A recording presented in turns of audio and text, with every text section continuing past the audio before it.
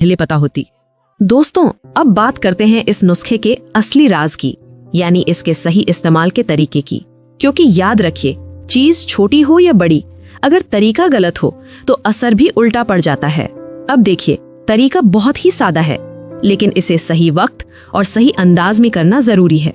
अगर आप इसे रिलेशन से पहले आजमाना चाहते हैं तो बस इतना कीजिए।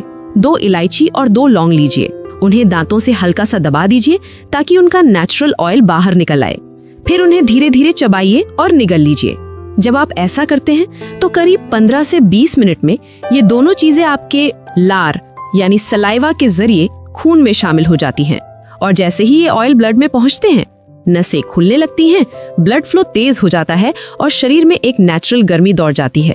अब नतीजा सुनिए, आप खुद महसूस करेंगे कि शरीर में एक नया जोश, आत्मविश्वास और कंट्रोल आ गया है। वो एनर्जी जो शायद कहीं छुप गई थी, अब फिर से जिंदा हो जाती है। ये असर वक्ती नहीं बल्कि धीरे धीरे बढ़ने वाला है। जितना ज्यादा आप शरीर का ख्याल रखेंगे, उतना ही इसका असर मजबूत होगा। अब बात करते हैं एक और कमाल के तरीके की, और वो है लौंग का पानी। ये तरीका उन लोगों के लिए है जो नरम और नेचुरल अंदाज में ताकत बढ़ाना चाहते हैं। तरीका बहुत आसान है। 1 कप पानी लीजिए, उसे उबाल लीजिए, फिर उसमें 2 या 3 लौंग डाल दीजिए और 10 मिनट तक धीमी आंच पर पकाइए। जब पानी हल्का भूरा हो जाए तो उसे उतार लीजिए और धीरे धीरे पी लीजिए। इसे रात को रिलेशन से पहले पीना सबसे बेहतर होता है, क्योंकि ये शरीर को गर्म भी रखता है और दिमाग को सुकून भी देता है।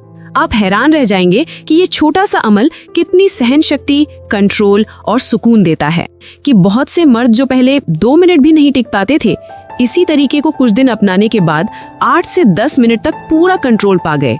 क्यों? क्योंकि लौंग नसों को मजबूत करती है और इलायची उन्हें आराम देती है। दोनों मिलकर एक ऐसा नेचुरल बैलेंस बनाते हैं जो किसी दवाई से मुमकिन नहीं।